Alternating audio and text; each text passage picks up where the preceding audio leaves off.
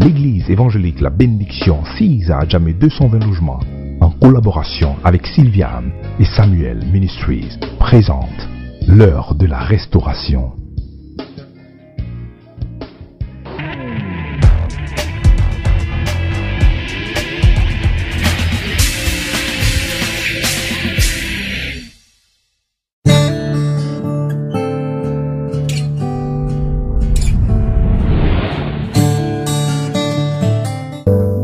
Seigneur, tu es grand.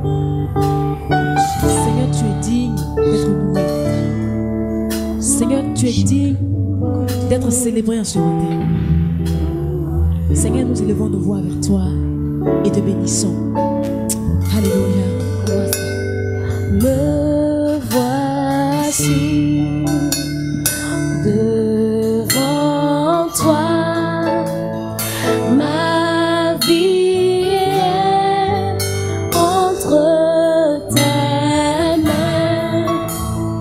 je veux voir tes désirs se révéler en moi.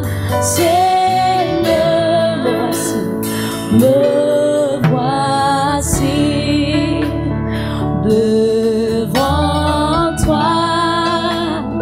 Ma vie est entre tes mains. Je veux voir tes désirs se révéler en moi. Seigneur, je me livre totalement.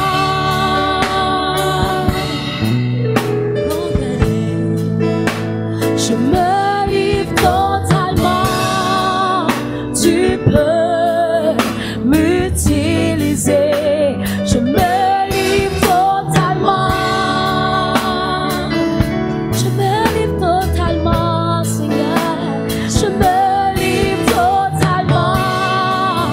Tu peux m'utiliser. Prends ma vie. Prends ma vie. Prends mon cœur. Prends mon cœur comme un sacrifice. Prends un sacrifice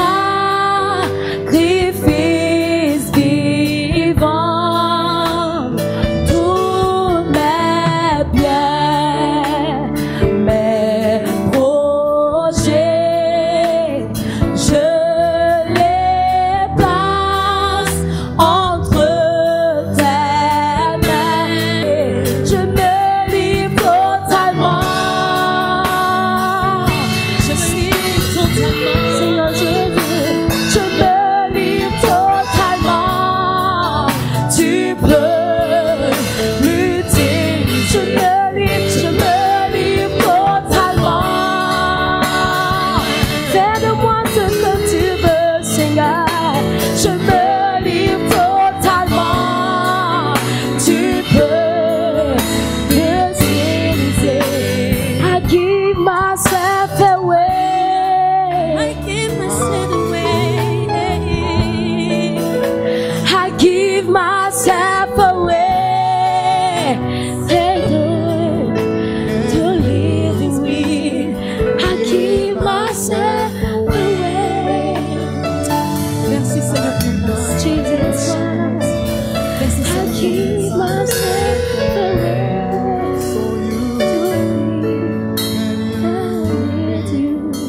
Amen. Bonjour à tout le monde au nom de Jésus de Nazareth. Un jour nouveau s'est levé. Que Dieu vous bénisse. Le titre du message d'aujourd'hui: le salut ne s'obtient pas par la récitation. En général, nous venons, je suis sauvé, n'est-ce pas? Je suis sauvé, et nous le disons tout le temps. N'est-ce pas que Jésus nous a sauvés? Amen. C'est la vérité, non? Gloire à Jésus. Mais aujourd'hui, nous allons aller un peu plus loin. Qu'est-ce que c'est que le salut? Parce que ça ne s'obtient pas par la récitation. Tu peux réciter ça 1000 ans. Mais avant d'entrer, il va te dire, je ne t'ai jamais connu. Donc ce n'est pas le fait de réciter qui te donne le salut. Aujourd'hui, nous allons progresser dans la connaissance du salut et comment recevoir le salut. Donc le salut ne s'obtient pas par la récitation. Qu'est-ce que c'est que le salut? Le salut, c'est la bonne disposition envers Dieu. Gloire à Jésus. Qui peut nous dire encore ce que c'est que le salut? Pour moi, le salut, c'est accepter Jésus et être sauvé. Oui, c'est bon? Accepter Jésus et être sauvé. Oui, qui peut nous dire quelque chose d'autre sur le salut? Je montre le salut, c'est être né de nouveau. Le salut, c'est Être né de nouveau. être né de nouveau. Oui, c'est ça, oui, mais c'est quoi être né de nouveau, si on pourrait dire? Donc, qui peut nous dire ce que c'est que le salut? 2 personnes, et puis c'est bon. Oui? Pour moi, le salut, c'est ce qu'on espère quand on donne sa vie à Jésus. Ce qu'on espère avoir. Amen. C'est ça le salut. Gloire à Dieu. Alléluia. C'est bon ça. Oui. Le salut. Le salut pour moi, c'est vivre une vie éternelle. C'est vivre une vie éternelle. Gloire à Dieu. Ok. Le salut, bon. Le salut, c'est une libération. C'est quoi? Une libération. Oui. La libération de l'esclavage, on va dire. Être libéré de l'esclavage. Oui. Être affranchi. Être affranchi. D'accord. Le salut, Amen. c'est le visa long séjour du ciel. Le salut, c'est Jésus-Christ venu sauver les pécheurs que nous étions. Amen. Le salut, c'est de vivre éternellement dans le paradis. Amen. Dans un paradis débarrassé de souffrances, de douleurs, de morts. Amen. C'est de vivre éternellement dans la présence du Seigneur. Amen. Gloire à Dieu. Le salut vient du verbe sauver, qui veut dire épargner d'un danger. Ça veut dire que sortir quand on est en danger de mort ou bien il y a une situation vraiment catastrophique et quelqu'un vient pour nous sortir de la situation et vient de nous sauver. Donc le salut, c'est le fait que c'est le rachat de la voie de l'enfer par le Seigneur pour nous emmener dans la vie éternelle avec lui. Donc c'est ce passage-là qui est le salut. Amen. On acclame le Seigneur. Amen. C'est pour le salut que nous sommes ici dans cette maison. Et si tu n'as pas la définition claire du salut, c'est pas bon. Amen. C'est-à-dire, si tu ne connais même pas la chose, comment tu peux prétendre être sauvé? N'est-ce pas? Tu ne sais même pas ce que c'est. Tu n'as pas une définition. Tu ne peux pas expliquer la chose. Tu ne peux pas prétendre être sauvé. Ce n'est pas possible. Amen. Donc le salut, comme certains l'ont dit, oui, je pense les 3 dernières personnes, le salut, c'est le fait d'être sauvé du péché et de la mort. Donc c'est le fait d'être sauvé, comme il a dit. Donc, c'est un sauveur qui vient te sauver du péché et de la mort afin que tu n'ailles pas en enfer, mais que tu puisses rejoindre le paradis, ton Père, comme le papa l'a dit tout à l'heure.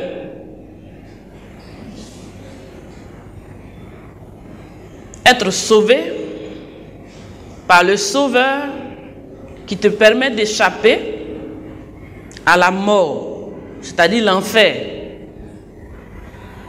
Donc quand quelqu'un dit que je suis sauvé, cela suppose que quelqu'un l'a sauvé, quelqu'un lui a permis d'échapper à la mort certaine qui arrive, à l'enfer, pour pouvoir passer au paradis. La Bible dit que c'est l'âme qui pêche, n'est-ce pas, qui va mourir, n'est-ce pas? C'est l'âme qui pêche, qui meurt. Le salut, c'est être sauvé de la mort et du péché. N'est-ce pas? Quand tu dis que je suis sauvé, tu es sauvé de quoi?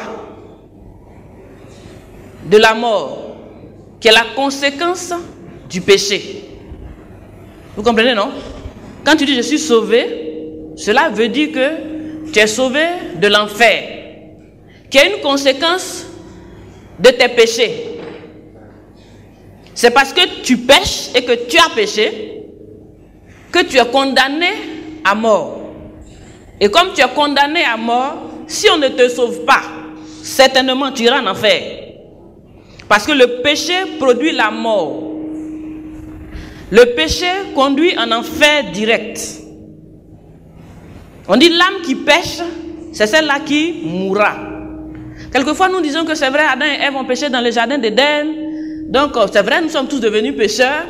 Mais ce n'est pas ce que Adam et Ève ont fait qui vont t'envoyer en enfer.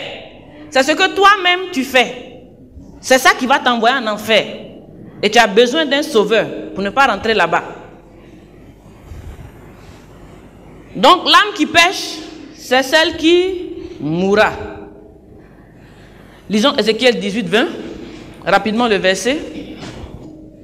L'âme qui pêche, c'est celle qui mourra.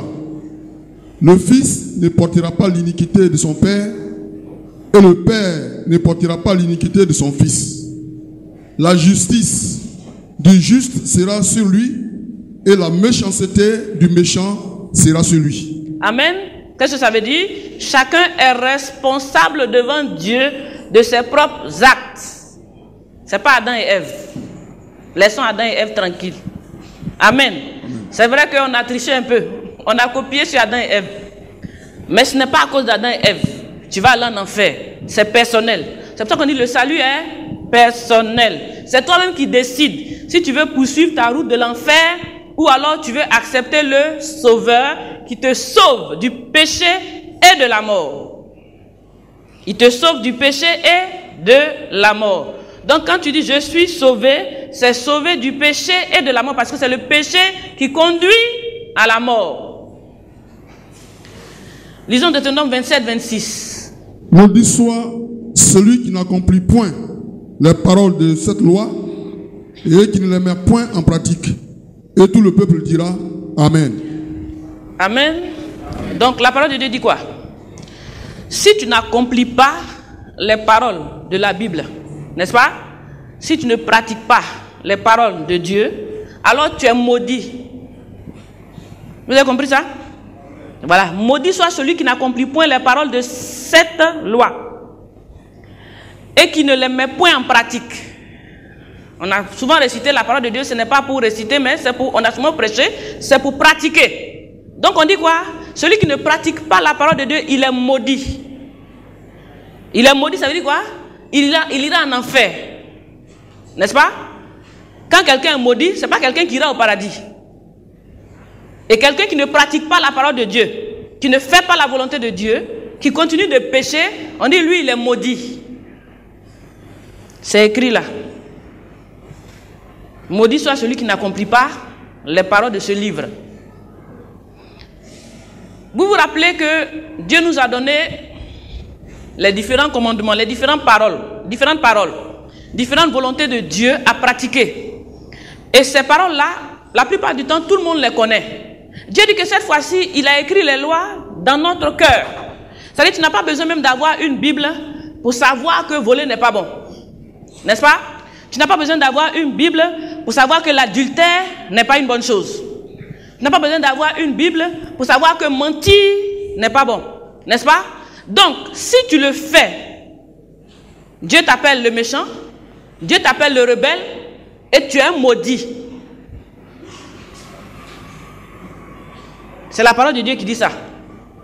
Si tu continues d'agir contrairement à la volonté de Dieu, de faire ce que toi tu veux, toi tu es maudit. C'est écrit ici. Je ne suis pas trop forte. Je suis pas en train d'être. Je suis en train de vous révéler la vérité. Il ne faut pas se blaguer, venir réciter je suis sauvé, et puis continuer dans tes péchés alors que tu es un maudit, et un maudit veut maintenant des bénédictions. Ça n'arrivera jamais. Parce que Dieu n'exauce pas le pécheur. Dieu n'exauce jamais le pécheur. C'est seulement celui qui fait sa volonté. C'est celui-là seul qui peut obtenir quelque chose de Dieu. Donc être sauvé, c'est être sauvé du péché qui conduit à la mort. Lisons Genèse 27, 12. Peut-être mon père me touchera-t-il, et je passerai à ses yeux pour un menteur, et je ferai venir sur moi la malédiction et non la bénédiction. Amen. Donc un menteur attire sur lui quoi? La malédiction. C'est la parole de Dieu qui a dit. Donc tu peux te plaire dans les mensonges, raconter des petits par-ci, des petits par-là.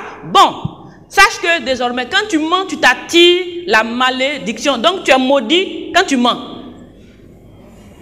Quelqu'un qui s'attire la malédiction, il dit quoi? Il est maudit. N'est-ce pas? Si tu veux, tu continues. Si tu ne veux pas aussi, tu peux arrêter. Deutéronome 11, 26 à 28. Voici, je mets aujourd'hui devant vous la bénédiction et la malédiction. La bénédiction, si vous obéissez au commandement de l'Éternel, votre Dieu, que je vous prescris en ce jour. La malédiction, si vous n'obéissez pas au commandement de l'Éternel, votre Dieu, et si vous vous détournez de la voie que je vous prescris en ce jour, pour aller après d'autres dieux que vous ne connaissez point. Amen. Il dit, je mets devant toi la bénédiction si tu obéis. Mais si tu n'obéis pas et que tu fais ce que tu veux, tu auras quoi? La malédiction. C'est-à-dire, tant que tu feras ce que tu veux, contrairement à la parole de Dieu, toi tu es maudit. C'est pas moi, c'est écrit dans la parole. Mais Dieu, il te met le choix. À toi de choisir si tu veux pratiquer pour être béni, ou alors si tu veux faire le contraire, et puis tu es maudit, et puis tu fais prière, et puis tu jeûnes, pour que lui te donne. Parce que tu crois que, après avoir été maudit, c'est par les prières et par les jeûnes que tu vas faire, que Dieu va te qualifier pour te donner quelque chose. On va même en venir, vous allez comprendre que même la prière d'un maudit est un péché. Deutéronome 27, 15.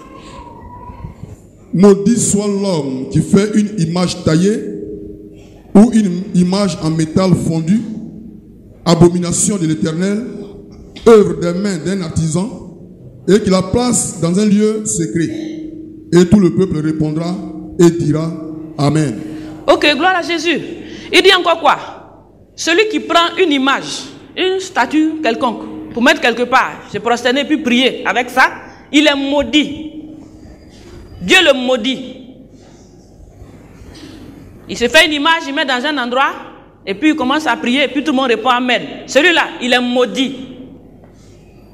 C'est Dieu qui a dit, oh, si tu as une statuette quelque part, il y a un sanctuaire, où il y a des prières, on va adresser des prières, on dit Amen. Tous ceux qui vont faire ça là, et leur groupe, et leur chef, tout ça, ils sont des maudits. Dieu, c'est écrit, non? Maudit. Celui qui se fait une image taillée et puis met quelque part. Tout est pourvu. Ceux-là, ils sont maudits. Donc, tous ceux qui feront le contraire de ce que Dieu dit dans la parole, ce n'est pas aller faire la statuette seulement. Hein? Ta vie de tous les jours, ton comportement de tous les jours, tout ce que tu fais contraire à la parole de Dieu, que tu sais que ce n'est pas bon. Parce que la loi est dans ton cœur, on n'a pas besoin de te dire, tu sais ce qui est mauvais. Quand tu mens là, tu mens pour te sauver d'une situation, mais tu sais que ce n'est pas bon. Parce que si c'était bon, pourquoi tu ne dis pas qu'en fait, je suis en train de mentir? Il faut le dévoiler au grand jour, il ne faut pas que ce soit en secret. Tout ce que tu fais dans le secret, dans les ténèbres, tu sais quand même que ce n'est pas bon. Tu sais que ce n'est pas bon aux yeux de Dieu, tu sais que c'est mal. Mais tu le fais consciemment, tu décides de le faire parce que tu veux échapper à une situation terrestre. Mais Dieu dit que dans ces conditions, choisis ça, mais tu es maudit. Lisons Psaume 109, verset 7. Dieu veut sauver aujourd'hui ici des âmes.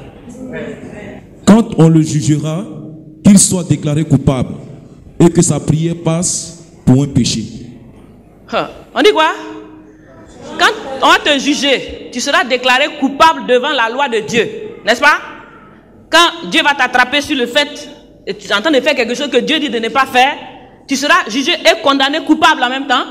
Et là que ta prière passe pour un péché. Donc le maudit qui prie, c'est un péché même que de prier. C'est-à-dire il ajoute encore sur son problème. Donc si tu continues de pécher et que tu es sous la malédiction, il vaut mieux ne pas prier, il ne faut pas aggraver ta situation. Aujourd'hui, tous les pécheurs finissent de pécher au Dieu et puis courant dans l'église, font des grandes prières, des grands jeûnes. Ils mènent leur vie comme ils veulent, ils se souillent comme ils veulent, et puis oui, c'est la grâce. Est-ce que vous avez compris la grâce? C'est le temps de la grâce. Donc c'est le temps du n'importe quoi. C'est le temps du péché en fait, on pourrait dire. Parce que c'est la grâce. Donc on pêche et puis on vient sous la grâce. Dieu est un Dieu de miséricorde. La grâce de Jésus-Christ. Tu as compris cette grâce. avant de te retrouver en enfer, parce que tu n'as pas encore été sauvé. On dit, il sauve du péché et de la mort. C'est pour ça qu'il est venu, nous sauver du péché et de la mort. C'est-à-dire te sortir du péché, de sortir de cette nature qui te fait pécher, pécher, pécher, pécher pour pécher.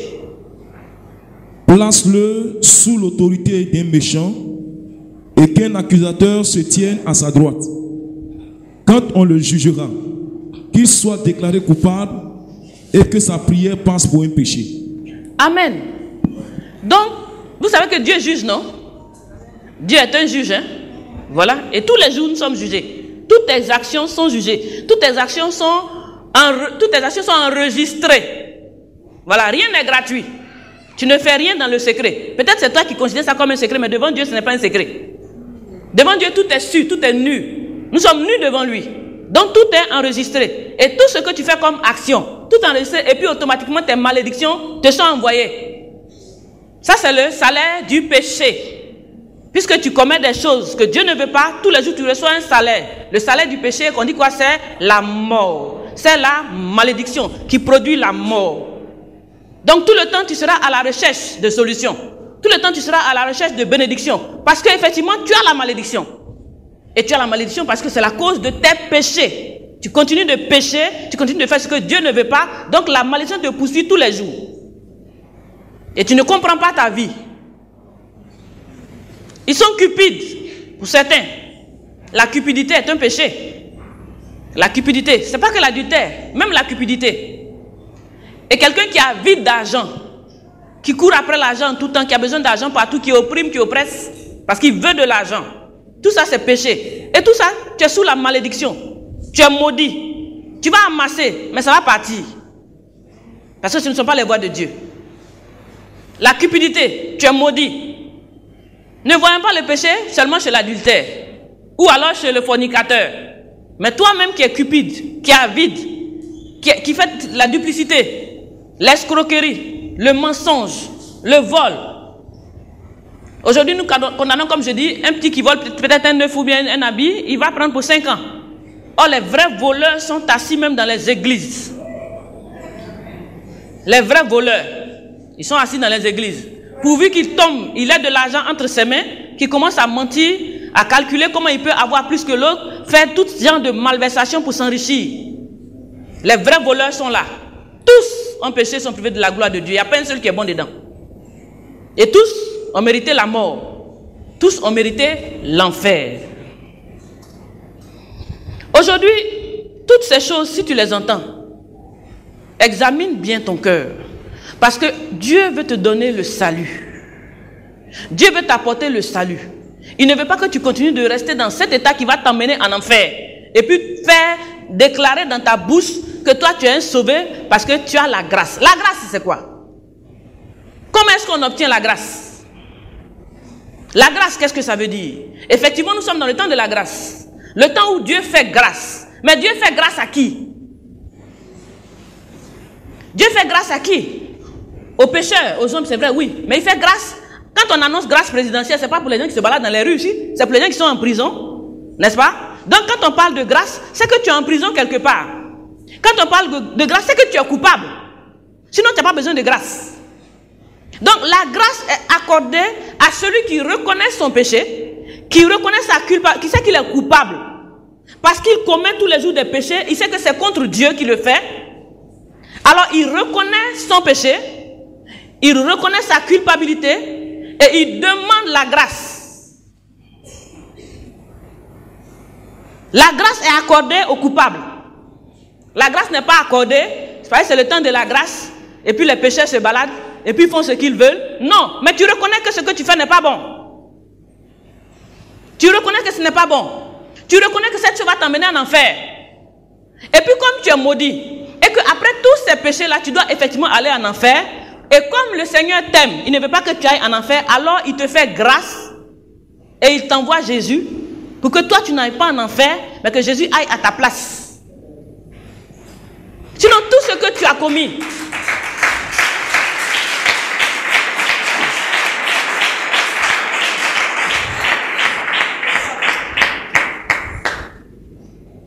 donc le péché, je dis quoi? Apporte la malédiction Et tu as besoin maintenant de la grâce. Lisons d'abord Lévitique 5:5. Celui donc qui se rendra coupable de l'une de ces choses fera l'aveu de son péché. Amen. Donc, celui qui se rendra coupable de toutes ces choses que nous avons citées, et même de celles que nous n'avons pas encore citées, parce que c'est toi qui connais ta vie et ton secret. Donc, si tu sais dans ton cœur que ce que tu fais n'est pas bon, et que tu reconnais ta culpabilité, c'est toi-même qui vas avouer. Puisque c'est toi qui fais. N'est-ce pas? Tu n'as pas avoué péché. Tu n'as pas avoué, tu n'as pas reconnu que tu es coupable. Et puis tu crois que tu vas avoir la grâce. Quelle grâce? Quelle grâce pour que tu continues dans ton péché? Parce que celui qui avoue et qui les délaisse obtient miséricorde. Celui qui avoue son péché et qui les délaisse, alors obtient miséricorde. Donc la miséricorde de Dieu agit pour ceux qui reconnaissent qu'ils ont péché, qu'ils ont vécu dans le péché et qu'ils délaissent, qu'ils prennent la décision de délaisser, alors ils obtiennent la miséricorde pour avoir la grâce pour être sauvés. La grâce n'est pas faite pour celui qui n'a pas compris qu'il est un pécheur et qui doit délaisser son péché. La grâce ne sert même pas à quelque chose, vous allez le comprendre. C'est une récitation qu'on récite. C'est le temps de la grâce. Nous sommes sous la grâce. Tu vas voir ça. Arriver à la porte. Amen. Mais aujourd'hui, le Seigneur ne veut pas que ça te surprenne. C'est pour ça qu'il veut que tu comprennes ce que c'est que le salut. Avoir été sauvé du péché qui conduit à la mort. Il faut que tu comprennes ça. Tu vas recevoir la grâce de Dieu aujourd'hui au nom de Jésus. Donc, c'est celui-même qui a péché, c'est celui-là même qui doit avouer son péché, parce que c'est lui qui connaît sa vie. Lisons Ézéchiel 5, verset 6. Ézéchiel chapitre 5, le verset 6. Elle a violé mes lois et mes ordonnances, et s'est rendue plus coupable que les nations et les pays d'alentour, car elle a méprisé mes lois, elle n'a pas suivi mes ordonnances. Amen. Donc, pour être coupable, il faut simplement faire le contraire de ce que Dieu dit de faire, pour que tu sois jugé, coupable et condamné à mort. Tu comprends? C'est tout simple, hein? Pour être condamné à mort devant Dieu, il faut faire ce que toi-même tu fais tous les jours, ce que tu veux. Voilà. Ce que tu veux. Mentir par-ci, cupide par-là, adultère par-ci, mensonge par-là, vol par-ci. Tout ça là, ça conduit à la mort parce que tu es coupable. Et on a lu Psaume 109 tout à l'heure, il dit même ta prière est aussi un péché. Parce qu'un coupable, c'est-à-dire quelqu'un même qui énerve Dieu, comme j'ai dit, tu finis de pécher, il n'y a pas pardon, il n'y a aucun remords, n'est-ce pas? Tu te présentes et puis là on va prier, on va danser devant l'Éternel. On va chanter les cantiques merveilleux à la gloire de Dieu. Un souillé, un maudit, qui vient chanter des cantiques merveilleux à la gloire de Dieu, qui vient danser en présence de l'Éternel, un maudit. Après s'être souillé dans la semaine, ne pas avoir tenu compte de Dieu, il vient, il se présente et puis il attend les bénédictions. L'évangile n'est pas une affaire de bénédiction. Hein? L'évangile est une question de salut. Sauver le pécheur. Parce que le danger, c'est le pécheur qui s'en va en enfer. L'évangile, c'est le salut de ton âme. C'est venir te sauver de ton péché. Ce n'est pas une affaire de venir avoir de l'argent. Que sert-il à un homme d'avoir de l'argent s'il perd son âme? Qu'est-ce que ça aura servi de t'avoir prêché l'argent? Et puis si à la fin tu vas en enfer, qu'est-ce qu'on aura gagné? Rien. On t'aura perdu.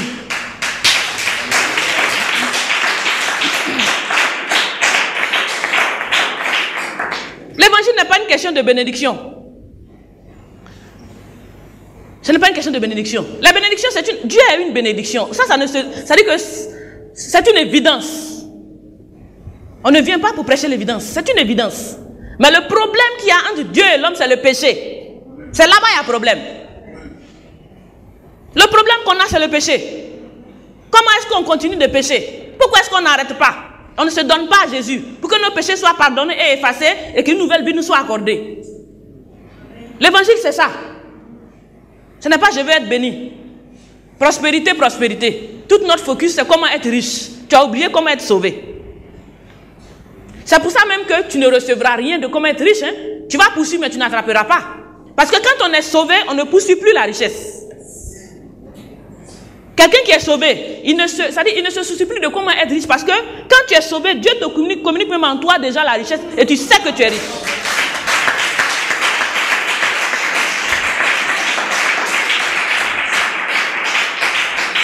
Ce sont les pécheurs qui courent après les biens matériels. Il a dit toutes ces choses, ce sont les païens qui les recherchent. Et un païen est un pécheur. Celui qui est tout le temps, comment je vais me vêtir, comment je vais m'habiller, comment je vais avoir l'argent, comment je vais être prospère, c'est un païen. Parce qu'il n'a pas encore rencontré Dieu. Et effectivement, dans son cœur, dans son âme, il sait qu'il n'a pas ces choses. Il sait que ces choses lui manquent. Si tu retrouves celui qui donne les cadeaux, tu auras les cadeaux. C'est pour ça qu'il dit quoi? Cherchez premièrement le royaume. Ne courez pas après les biens matériels. Il dit cherchez le royaume. Assure-toi d'avoir été sauvé. Assure-toi d'avoir reçu le salut de ton âme.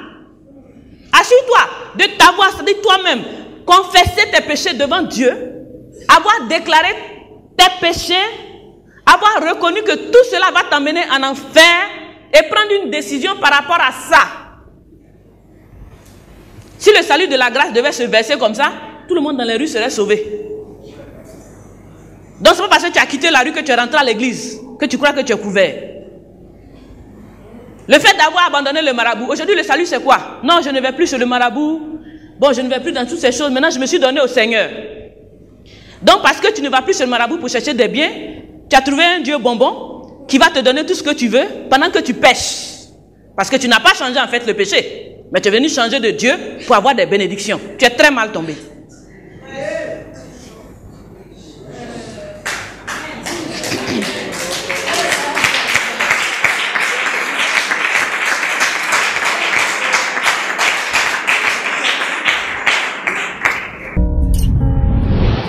Amen. Donc, la grâce est venue par Jésus, mais la grâce est venue après la loi donnée à Moïse. C'est ça que je dis, les deux vont ensemble. Donc, ne viens pas parce que tu vas recevoir la grâce, non. Tu comprends que la loi est arrivée par Moïse et que la loi te condamne, et que la loi te maudit, et que la loi va t'envoyer en enfer si tu ne prends pas une autre résolution pour recevoir la grâce. Ce message vous a été proposé par l'Église évangélique La Bénédiction.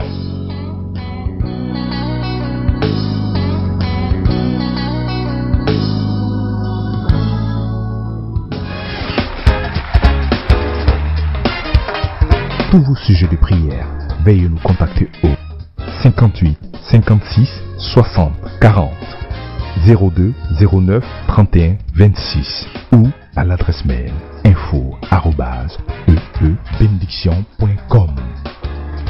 Église évangélique La Bénédiction, pour ta prospérité à tous égards.